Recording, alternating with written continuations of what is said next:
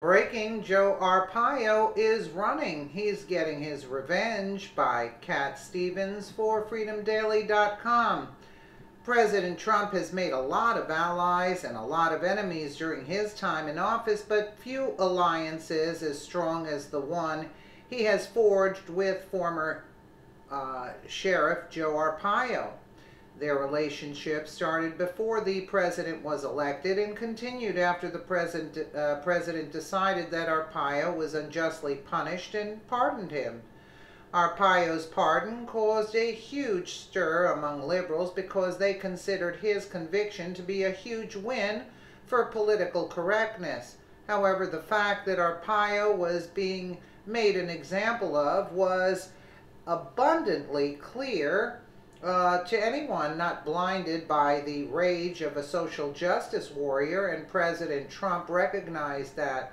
The next step for many who've been through what Sheriff Joe has been through might be retirement, but not for this sheriff. He considered himself to still have a lot to offer, and he wants to be the next voice of reason in the United States Senate. And according to the Washington Examiner, has thrown his hat in the ring to fill the seat that the controversial Jeff Flake is vacating. Republican Joe Arpaio, a close ally of President Trump and former sheriff known for his provocative approach to combating illegal immigration, is running for Senate in Arizona. The 85-year-old, God bless him at 85, Arpaio should shake up the late August Republican primary in a critical open seat race to replace retiring Senator Jeff Flake of Arizona. Trump pardoned Arpaio last summer, sparing the former sheriff jail time.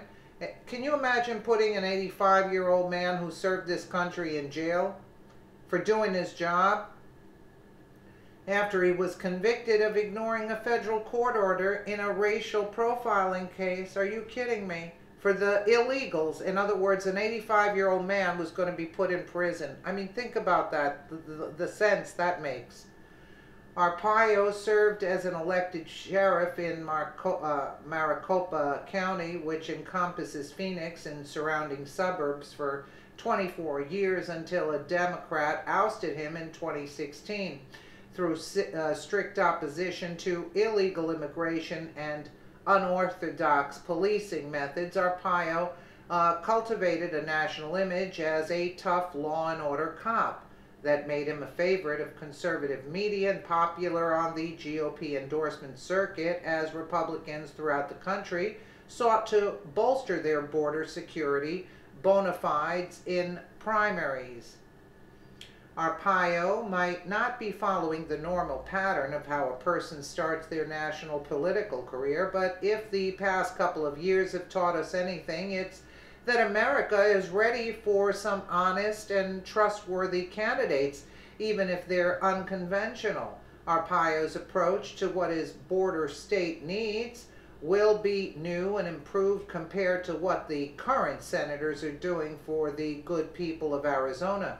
But it will be the same kind of no-nonsense approach that he took during his tenure as sheriff that was quite effective. Arpaio's sharp rhetoric and law enforcement practices also drew intense criticism.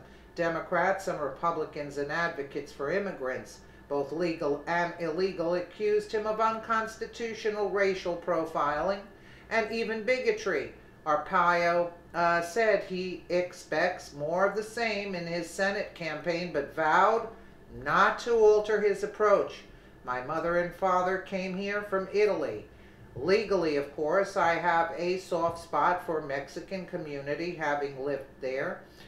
He said, I'm not going to get into my personal life, but I will say we have 4 grandkids and some have a different ethnic and racial background.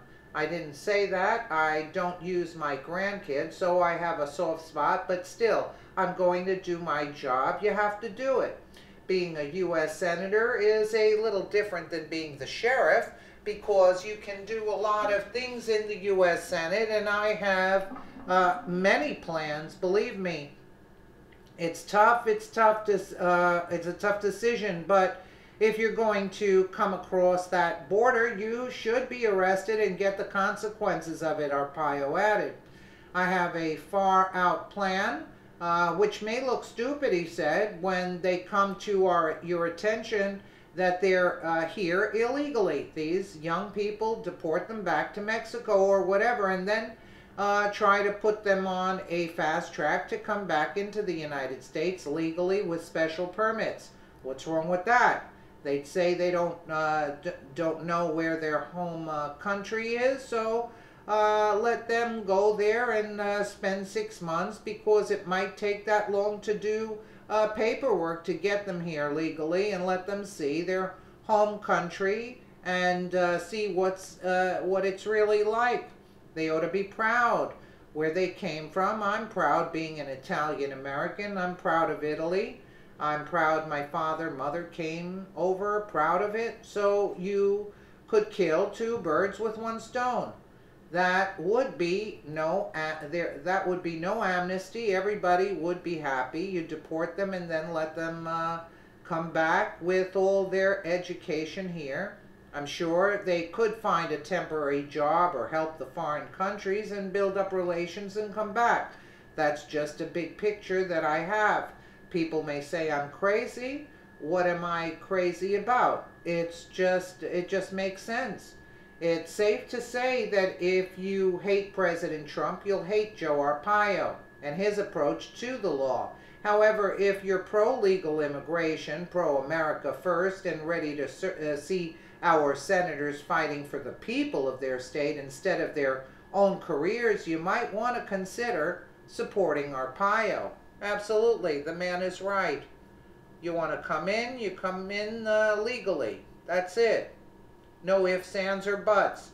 Let me know what you guys think in the comments below. And again, thank you so much for watching.